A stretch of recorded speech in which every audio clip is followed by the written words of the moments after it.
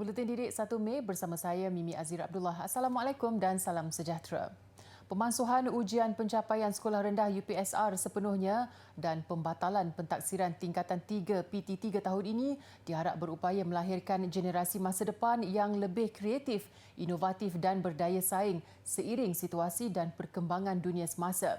Bagi sesetengah ibu bapa, perubahan yang dilakukan Kementerian Pendidikan disifatkan wajar ketika negara berdepan pandemik COVID-19. Ia juga berpotensi jadi pemangkin dalam usaha menyemai perasaan cinta ke sekolah untuk semua pelajar. Segelintir ibu bapa yang ditemu bual berpendapat peperiksaan memberi tekanan yang tinggi khususnya bagi kanak-kanak yang masih di sekolah rendah. Situasi itu menyebabkan timbul rasa kurang seronok untuk ke sekolah serta terbeban dengan desakan untuk mendapatkan skor A bagi semua subjek. Saya rasa UPSR ni dia terlalu exam oriented. Jadi mungkin bukan semua budak yang walaupun mungkin dia belajar bersungguh-sungguh, tapi kalau beberapa hari sebelum exam tu kalau dia demam misal katanya, dia tak dapat nak jawab soalan dengan baik. Padahal kalau ikutkan sebenarnya performance dia okey. Tapi sebabkan UPSR tu dia semua bergantung kepada keputusan yang dibuat pada hari tersebut. Jadi saya rasa sepatutnya kalau UPSR ini dimansuhkan, sepatutnya ada lagi satu assessment lah yang merangkumi mungkin coursework ataupun oral exam. Memiliki 3 anak lelaki dan seorang daripadanya berusia 12 tahun, Saifuddin Rahim melihat cara pentaksiran perlu ditambah baik dan dinilai dari semua aspek dan anak-anak perlu diberi peluang mengenali bakat serta potensi diri terlebih dahulu. As a parent, saya rasa saya setuju dengan pemansuhan UPSR ni. Pasal bagi saya penilaian secara summatif dan formatif ni kita perlu ambil kira bila penilaian sekarang dia ambil kira melalui pemakahan mata pelajaran, sedangkan murid-murid ni secara holistiknya perlu dinilai secara holistiknya lah. Bukan daripada just markah saja. Pembangunan diri mereka pun perlu diambil kira juga. Lega sikit-sikit tapi kena pressure, kena belajar juga. Macam mana Afiq nak make sure walaupun tak ada exam yang besar tapi Afiq still study? Buat timetable setiap hari. Buat kerja, ada masa dia. Pandemik yang melanda sejak awal tahun lalu turut menggugat sistem pendidikan di negara ini yang berorientasikan peperiksaan. Justru pelajar mengalami kesukaran untuk menguasai sepenuhnya pembelajaran di samping guru menghadapi masalah untuk menghabiskan sukatan pelajaran tepat pada waktunya. Saya lihat sistem pendidikan sekolah rendah perlu berlakunya evolusi. Memandangkan ketika berlakunya COVID-19 daripada tahun 2020 sehingga sekarang, kita dapat lihat banyak keciciran pelajar terutama yang masih tidak dapat menguasai 3M. Jadi, jika sistem berteraskan berorientasikan peperiksaan, ini sedikit sebanyak mendatangkan kesukaran kepada para murid-murid yang lemah, yang susah, yang mengalami masalah di dalam pembelajaran. Ini pula reaksi pelajar autisma Lana Darwisha yang amat petah berbahasa Inggeris. Hi. Me as a school student do agree with the UPSR abolishment. Actually, I was supposed to sit for this exam last year, but then after a long discussion, it was extended to 2 years. My parents knew what's best for me, but as an autistic, it's hard for me to understand all these syllabus at school because it gets harder every year. Dalam pada itu, Kementerian Pendidikan akan memperkasakan pentaksiran berasaskan sekolah. Selain pentaksiran kemasukan sekolah khusus PKSK bagi murid yang berhasrat memasuki sekolah berasrama penuh dan sebagainya selepas ini. Kerajaan akan menilai semula pelaksanaan Perintah Kawalan Pergerakan PKP yang sedang berkuat kuasa di beberapa negeri, khususnya yang sedang mengalami peningkatan kes positif COVID-19. Perdana Menteri Tan Sri Muhyiddin Yassin dalam satu kenyataan berkata perkara itu penting dalam memastikan prosedur operasi standard SOP yang berkuat kuasa serta tindakan yang diambil berkesan untuk membendung penularan wabak berkenaan. Tegasnya, kerajaan telah menggunakan sistem amaran awal iaitu Hotspots Identification for Dynamic Engagement (HIDE) bagi mengenal pasti kawasan atau premis yang berisiko menyumbang kepada peningkatan kes. Premis yang dikenal pasti akan diarah tutup sekiranya dikesan telah dilawati oleh sejumlah besar mereka yang positif COVID-19. Langkah terbabit sejajar dengan keputusan kerajaan untuk mengawal penularan wabak secara bersasar. Selain sistem pemantauan dilakukan setiap hari bagi mengenal pasti lokasi tumpuan awam yang berisiko tinggi, Tan Sri Muhyiddin menyeru orang ramai untuk terus patuh SOP bagi mengekang penularan COVID-19. Dewan Bandaraya Kuala Lumpur DBKL membenarkan Bazar Ramadan, Jalan Raja Alang dan Taman Setiawangsa di Ibu Negara beroperasi semula seperti biasa. Dalam kenyataan hari ini, pihaknya memaklumkan akan menambah bilangan penguatkuasa bertujuan memastikan SOP terus diperketat dan dipatuhi. Kedua-dua bazar itu antara 22 bazar yang disenaraikan oleh Kementerian Perumahan dan Kerajaan Tempatan KPKT semalam perlu ditutup selama 3 hari bermula hari ini bagi tujuan sanitasi dan memperkemaskan semula SOP. Begitupun, DBKL membuat keputusan membenarkan Bazar Ramadan Jalan Raja Alang dan Taman Setiawangsa untuk beroperasi semula dengan menambah bilangan anggota penguatkuasa. Pada masa sama, DBKL masih menunggu keputusan terkini daripada Majlis Keselamatan Negara dan Kementerian Kesihatan berhubung operasi 2 Bazar Ramadan itu. Rata-rata peniaga meluahkan rasa sedih dan kecewa selepas dimaklumkan mengenai arahan penutupan operasi. Namun lega apabila dimaklumkan DBKL bahawa mereka dibenar beroperasi pada hari ini seperti biasa. Kalau ditutup kan susahlah orang nak belanja kan. Kita pun nak beli untuk makan, nak buka puasa kan. Jadi kita susahlah nak kata kalau dah tutup tu macam mana kan. Banyak sangat kesan dia. Semua sebab bila anak-anak ramai kan, kita nak menyediakan juadah kat rumah pun dah berapa dah kerugian dia macam itulah. Gembiralah sebab inilah peluang kita berniaga untuk setahun sekali kan. Kalau kita nak tutup 2 hari tu hari Sabtu Minggu ni lah yang betul-betul orang ramainya. DBKL menegaskan telah mensyaratkan kepada pihak penganjur untuk memastikan pematuhan SOP dilaksanakan dengan berkesan. Elak bawa bayi dan kanak-kanak ke Bazar Ramadan atau Bazar Aidilfitri. Ini pula nasihat Polis Kuantan kepada penduduk bandaraya itu selepas pemantauan mendapati hampir 20% pengunjung 2 bazar terbabit adalah kanak-kanak. Ketua Polis Daerah Kuantan ACP Muhammad Nur Yusof Ali berkata ibu bapa perlu bertanggungjawab melindungi anak masing-masing dan bukan mengambil mudah membawa mereka ke tempat tumpuan ramai. Kalau boleh keluar, bapa saja keluar. Pihak ataupun si lelaki yang keluar beli barang-barang and then balik. Tak payahlah, saya rasa satu family keluar. Sampai ke baby pun dibawa dalam suasana begini. Pihaknya memahami keperluan orang ramai untuk membuat persiapan menyambut Aidilfitri. Namun tegasnya mereka perlu bijak dan bukan mendedahkan diri serta keluarga masing-masing kepada risiko jangkitan COVID-19. Beliau yang meninjau Bazar Aidilfitri di perkarangan Stadium Darul Makmur Kuantan malam semalam berkata ketika ini dianggarkan lebih 500 orang mengunjungi tapak perniagaan itu pada satu-satu masa.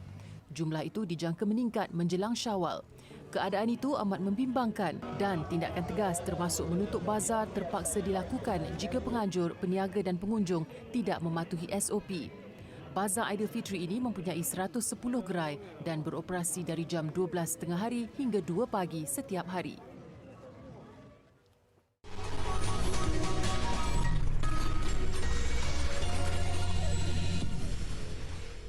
Bertemu kembali. Jagung manis dan jagung ungu yang diusahakan di Kampung Komong, Jasin, Melaka akan dikomersialkan sebagai produk pertanian terbaru di negeri itu. Dijenamakan sebagai jagung Komong, ia diusahakan oleh Koperasi Komong Melaka Berhad di atas tanah seluas 18.62 hektar. Jagung Komong bakal menjadi salah satu produk yang akan diangkat sebagai identiti pertanian baru bagi negeri Melaka. Ketua Menteri Melaka Datuk Seri Sulaiman Mat Ali berkata mengambil contoh tanaman mangga harum manis di Perlis, jagung Komong dilihat sebagai satu produk yang boleh membawa nama Melaka untuk dikomersialkan di dalam dan luar negara. Ini jagung ni besok, pihak kerajaan bolehlah bila mesyuarat di KL promotekan jagung Komong. Kita bagi jagung Komong. Macam bila kita mesyuarat ni, dia buat harum manis. Kita tengah sebut harum manis daripada Perlis. Jadi kita kena buat jenama kita Komong daripada Melaka. Apa dia? Jagung. Kalau ini dapat dilaksanakan, insya-Allah sebanyak sikit ia dapat membantu meningkatkan nama negeri Melaka. Beliau ditemui selepas merasmikan ladang jagung berkenaan anjuran Suruhanjaya Koperasi Malaysia SKM Melaka semalam. Koperasi Komong Melaka Berhad adalah pengeluar jagung terbesar di Melaka selepas tanaman itu mampu mengeluarkan hasil sebanyak 350,000 tongkol pada satu-satu musim tuaian. Ia diusahakan penduduk tempatan dengan bimbingan Jabatan Pertanian selain mendapat kerjasama fama bagi tujuan pemasaran.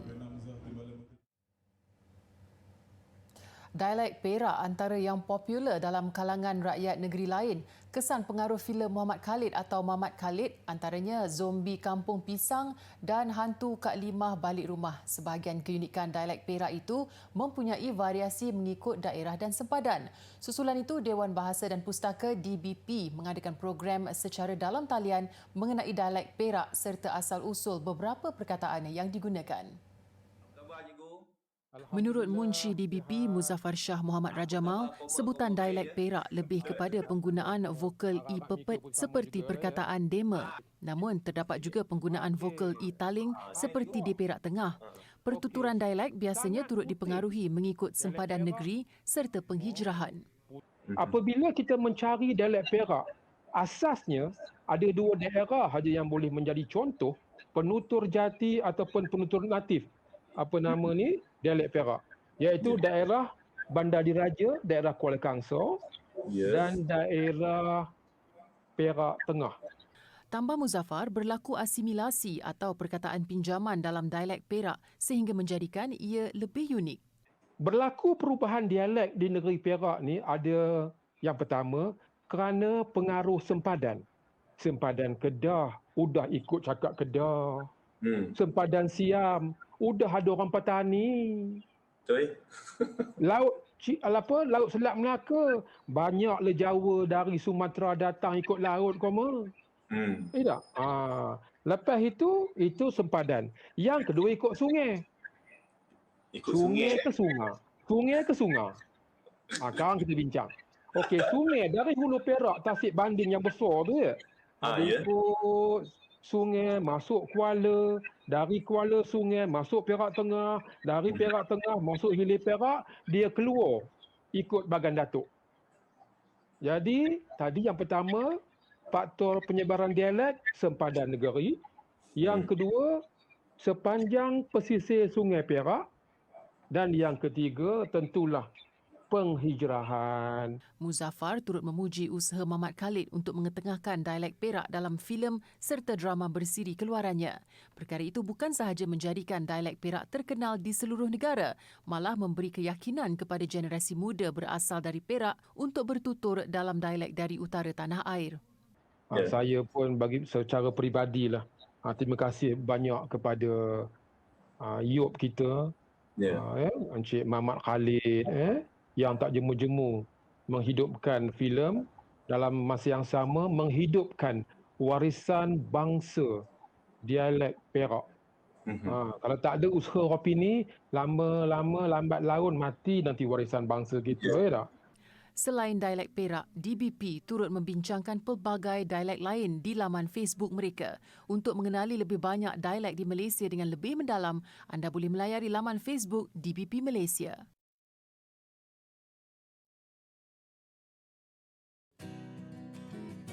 Okey, kepada calon-calon tasawuf Islam 2021, suka Ustazah ingatkan untuk persediaan awal bagi SPM 2021, ada beberapa tips yang awak boleh buat. Antaranya, awak buat nota dalam bentuk peta minda atau peta iting.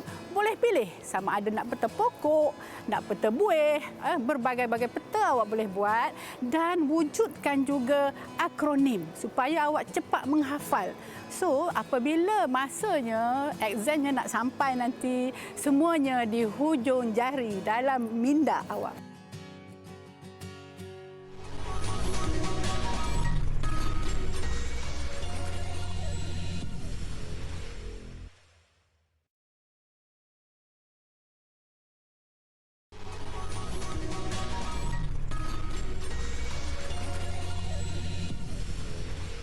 Masih bersama Buletin Didik, menjaga keharmonian masyarakat berbilang kaum dan komuniti menjadi tanggungjawab kita sebagai rakyat Malaysia.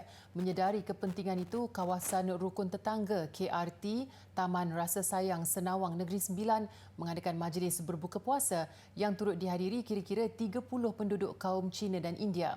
Menariknya, ada di antara mereka turut sama berpuasa bagi merasai sendiri pengalaman dilalui umat Islam. Ketua Program Ihya Ramadan Taman Rasa Sayang Zulkifli Muhammad berkata program ini sebahagian daripada aktiviti yang sering dilakukan komuniti taman dalam memperkukuh hubungan antara masjid dengan rakan bukan Islam. Tambahnya, program ini juga mendapat kefahaman lebih jelas mengenai agama Islam sekaligus menepis segala salah faham serta persepsi negatif yang sering diperlihatkan dalam masyarakat hari ini. Program ni sebenarnya berpunca atau bermula daripada untuk tahun lepas, kita peringkat masjid, kita ada mewujudkan beberapa kluster lah sebagai jawatankuasa tambahan. Antara klusternya ialah kluster bukan Islam, iaitu di kalangan India dan kalangan Cina. Jadi kita bergerak dalam tempoh tu untuk urusan-urusan khususnya dalam bentuk kebajikan. Jadi bila sampai tahun ni masuk bulan Ramadan, maka saya sebagai ketua program Ihya Ramadan Taman mencadangkan apa kata kalau kita buat matu majlis berbuka puasa, tetapi kita memberi tumpuan ataupun lebih pelawaan kepada rakan-rakan bukan Islam, iaitu kaum Cina dengan India, dan dalam majlis itu nanti mungkin mereka lebih dapat merasai, dan saya pun beri challenge pada diorang siapa yang dapat berpuasa sama-sama. Jadi selain daripada dapat majlis untuk buka puasa dengan yang bukan Islam ni, dia juga mengukuhkan lagi hubungan antara masjid dengan rakan-rakan bukan Islam melalui jawatankuasa kluster. Salah seorang penduduk, A. Satyasilan, sudah 30 tahun menetap di taman ini. Jelasnya, hubungan silaturahim antara penduduk berbilang bangsa di taman ini amat baik. Memang Taman Rasa Sayang ni walaupun orang Hindu dengan orang kaum Cina kurang, tapi silaturahim antara kaum ni memang baik. Ada apa-apa isu kita akan pergi kerjasama lah. So sampai sekarang saya dah 30 tahun dekat sini. So kita macam satu keluarga lah. Tidak terkecuali merasai keseronokan berbuka puasa bersama jiran beragama Islam ialah Chu Wei Ling. Program ini katanya memberi peluang untuk beramah mesra bersama jiran tetangga.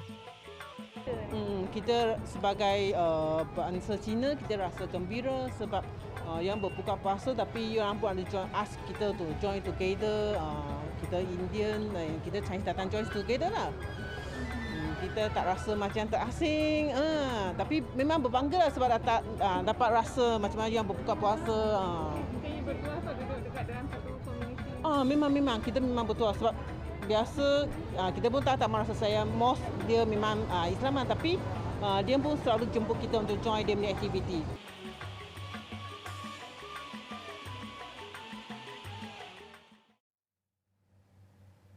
Seterusnya, Ramadan di Syria diceriakan dengan makanan kegemaran ramai Naim. Di Damsyik, orang ramai berpusu-pusu membeli kerepek itu yang dijual di jalanan. Rupanya seperti kerepek, namun Naim turut dikenali dengan gelaran roti Ramadan. Ia disediakan dengan menggoreng bancuhan tepung sehingga menjadi rangup dan kemudiannya dilimpahi kurma atau pemanis diperbuat daripada anggur. Naim kekal popular dalam kalangan masyarakat kerana ia mudah didapati dengan harga yang sangat berpatutan, kurang $1. Dengan harga barang yang melonjak, juadah seperti ini membantu ketua keluarga yang perlu berjimat cermat. أكلة شعبية ومستحيل يعني إنه ما يمرق رمضان والعالم ما تشتري فيها، صار يعني عليها إقبال بس مو زي السنة الماضية، وكونه يعني مدخولها كثير رائع يعني بسعرها كثير رخيصة بتتقبلها العالم.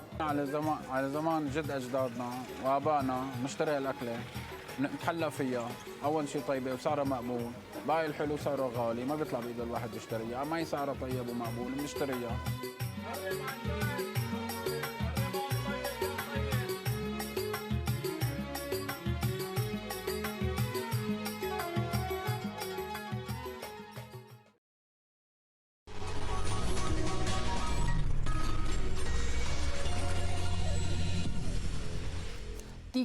Bulan. Itu tempoh Disneyland di California ditutup berikutan pandemik. Sudah tentunya pembukaan semula taman tema yang juga digelar tempat paling menggembirakan di dunia itu menerima kunjungan orang ramai yang merindui suasananya.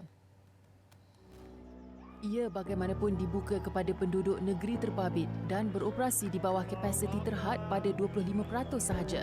Selain perlu mematuhi SOP asas dan membuat tempahan, pengunjung berkumpulan hanya dibenar dengan jumlah tertentu dari rumah yang sama. Perarakan terkenal dan acara khas pada waktu malam juga tidak dibenarkan buat masa ini. And all of us live here in Southern California, so we wanted to be back for day one. We're just excited to see the cast members back at work. Excited to see things up and running again. We missed it. We missed it a lot. It's been great. We've been able to get on a lot of rides. I think the low capacity is helping. We were worried this morning, so we did get here at 6 a.m. But they let people in early, so that was nice. Disneyland Park sudah mendapat tempahan penuh sehingga 7 minggu akan datang. Ketika ini, California mencatat jumlah kes positif paling rendah di Amerika Syarikat dengan lebih separuh daripada penerima vaksin sudah mendapat sekurang-kurangnya suntikan pertama. Di China pula, orang ramai menyaksikan pelancaran modul pertama kapal angkasa buatan negara itu sambil diiringi persembahan orkestra.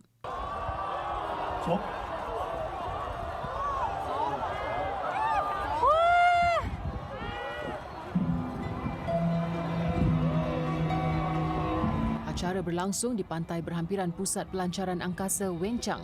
Stesen angkasa Tiangong atau Heavenly Palace dijangka beroperasi tahun hadapan selepas 11 misi membawa modul dan pemasangan di orbit. Ini adalah projek berbilion dolar dalam usaha memperkukuh kuasa China mengikut jejak Amerika Syarikat, Rusia dan Eropah.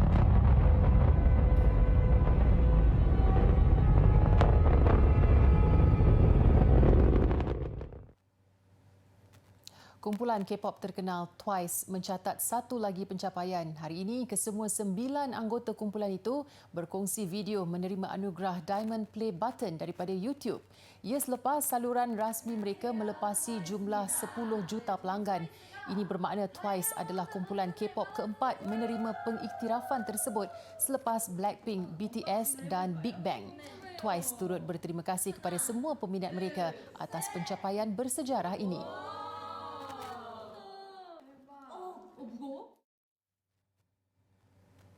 Baiklah, buat seluruh warga pekerja, marilah sama-sama memperkukuh kualiti dalam menyumbang kepada pemulihan ekonomi negara. Selamat Hari Pekerja. Saya Mimi Azira Abdullah. Salam hormat dan Assalamualaikum.